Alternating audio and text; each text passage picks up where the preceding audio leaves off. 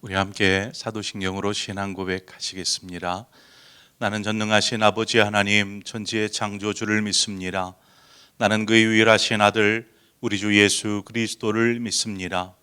그는 성령으로 잉태되어 동정녀 마리아에게서 나시고 본디오 빌라도에게 고난을 받아 십자가에 못 박혀 죽으시고 장사된 지 사흘 만에 죽은 자 가운데서 다시 살아나셨으며 하늘에 오르시어 전능하신 아버지 하나님 우편에 앉아 계시다가 거기로부터 살아있는 자와 죽은 자를 심판하러 오십니다.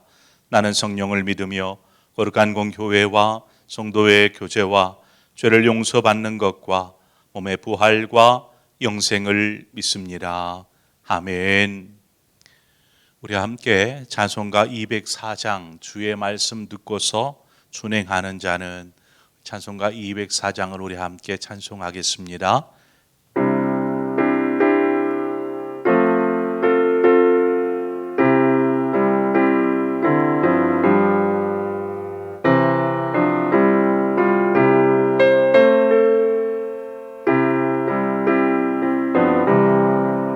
주의 말씀 듣고서 준행하는 자는 반석 위에 떠났고 짚을 지음 같아 비가 오고 몰라며 바람 부딪혀도 반석 위에 세운 지 무너지지 않네.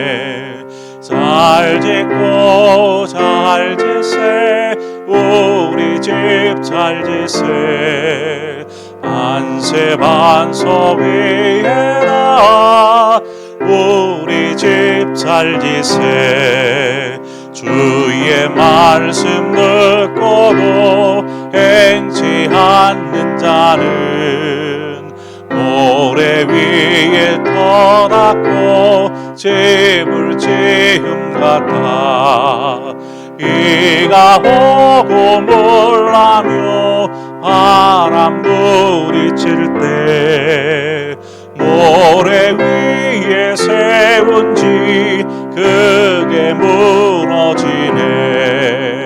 잘 짓고 잘 짓세 우리 집 잘 짓세 만세 반석 위에다 우리 집 잘 짓세 세상 모든 사람들 집을 짓는 자니 반석 위가 아니면 모래 위에 짓네.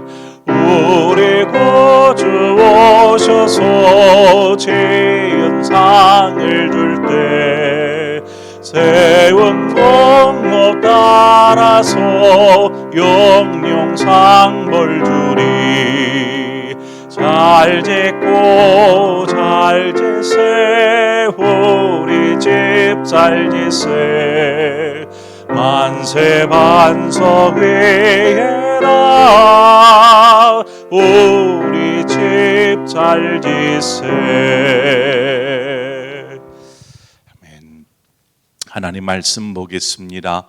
로마서 16장 17절과 18절 두 절의 말씀을 오늘 함께 묵상하도록 하겠습니다. 제가 말씀을 봉독해 올리겠습니다. 형제들아 내가 너희를 권하노니 너희가 배운 교훈을 거슬러 분쟁을 일으키거나 거치게 하는 자들을 살피고 그들에게서 떠나라. 이 같은 자들은 우리 주 그리스도를 섬기지 아니하고 다만 자기들의 배만 섬기나니 교활한 말과 아첨하는 말로 순진한 자들의 마음을 미혹하느니라. 아멘. 성도에게 있어서 신앙 훈련을 체계적으로 이렇게 받는 것은 매우 중요한 일입니다. 그래서 우리가 신앙 훈련을 한다라고 할 때에는 꼭 여러분들을 적극적으로 참여하시기를 바랍니다. 신앙생활을 오래 했어도 훈련이 제대로 체계적으로 되어 있지 않으면 꼭 문제가 발생을 하게 됩니다. 신앙 훈련을 받았다고 해서 문제가 발생하지 않는 것은 아닙니다. 발생하지만 그보다도 신앙 훈련을 받지 않는 경우에 더욱 많은 문제들이 발생한다, 빈도가 더 높다라고 말할 수 있습니다. 초대교회 당시에는 가정교회가 대부분이었습니다. 가정에서 몇몇이 모여서 함께 하나님을 예배하는 것이죠. 그러다 보니까 체계적으로 훈련받은 사역자나 목회자도 드물다기보다는 전무하였습니다. 뿐만 아니라 또 혼자서 뭔가 자신의 신앙을 위한 훈련할 수 있는 어떤 교재나 참고할 만한 어떤 서적이나 이러한 것들이 있으면 좋은데 이런 것조차도 없었습니다. 그러한 상황에서 어떤 믿음과 신앙의 교리적인 문제가 생기면 이 문제를 어떻게 풀어야 할까요?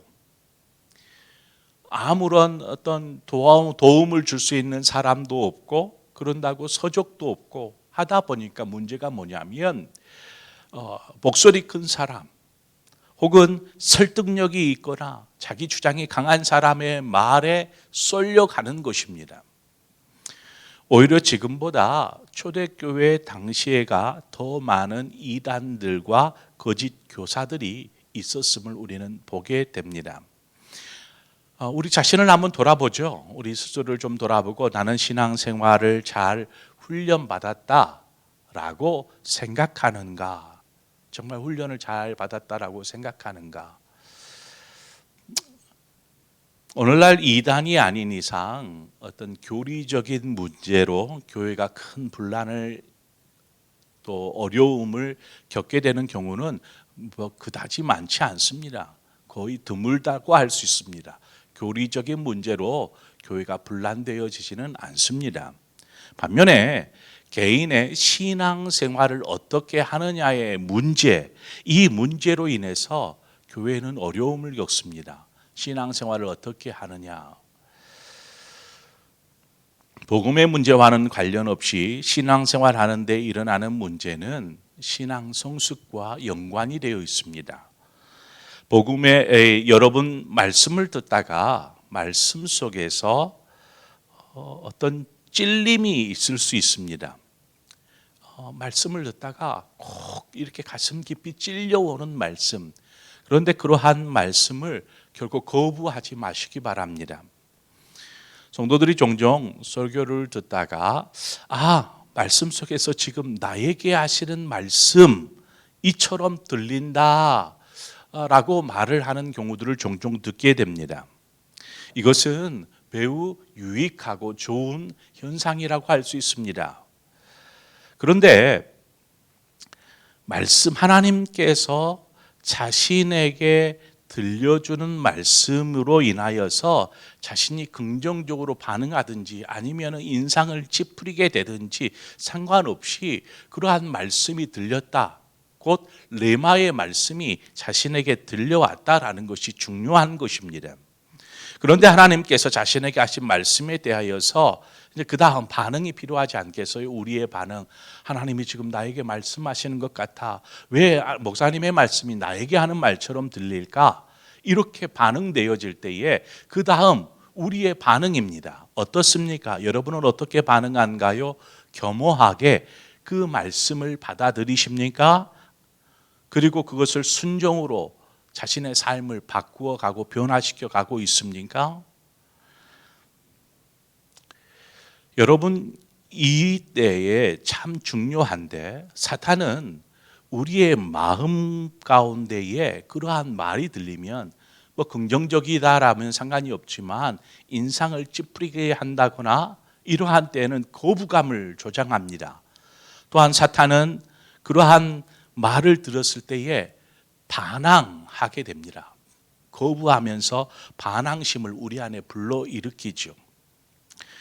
무엇보다 자신의 신앙의 문제를 지적당하는 것처럼 또 자신이 신앙생활을 잘못하고 있는 것처럼 들려졌을 때에는 그 강도가 더 심하게 나타나는 것을 보게 됩니다. 레마의 말씀을 듣고도 그것이 은혜가 아니라 도리어 은혜를 잃게 만드는 경우도 있더라는 것입니다. 그런데 그 반응에 따라서 다를 뿐인 것입니다. 레마의 말씀을 들었거든 그것이 말씀에서 벗어나지 않은 것이라면 그 말씀에 순종하십시오. 받아들이십시오. 사람을 보지 마십시오. 목사의 목소리로 듣지 마십시오. 사람의 소리로도 듣지 말고 오직 하나님을 이때 생각하는 것입니다. 하나님께서 왜 나에게 이때 이 말씀을 듣게 하셨을까? 왜 이 말씀을 나에게 하시는 것일까? 우리가 하나님께 주목하면은요, 그러한 일들이 오히려 더욱 큰 은혜로 삶의 변화로 하나님께 더 가까이 나는 그러한 계기로 바뀌게 될 줄 믿습니다. 또한 교회에 분란이 일어나는 경우를 보면 교리적인 문제로 일어나는 것이 아니라 신앙생활에 대한 차이, 생각의 차이, 생각의 다름 이러한 것들로 인하여서 발생하는 것들이 대부분입니다. 분명 각자가 생각하고 판단하는 것이 옳을 수 있어요. 그것이 정의롭게 느껴질 수 있어요. 누구나 생각 들어보았을 때 그 생각이 정의롭다, 옳다라고 이야기할 수도 있습니다. 그럴 때는 우리는 어떻게 반응합니까? 내 생각이 옳잖아. 누가 봐도 내 생각이 옳잖아. 자기 주장을 굽히지 않습니다. 여기서 우리는 중요한 것을 놓치고 있습니다. 신앙생활을 자기 중심적으로 하고 있더라는 것입니다. 이러한 자신의 생각이 옳고 누가 보아도 정의롭다라고 할지라도 우리는 그것을 잠시 내려놓고 하나님의 일하심을 볼 수 있어야 합니다. 그것이 바로 하나님을 두려워하는 삶, 하나님을 경외하는 삶인 것입니다. 하나님을 두려워하지 않으면 자신의 생각이 정의가 되어버립니다. 자신의 생각이 하나님의 뜻이 되어버리는 것이지요.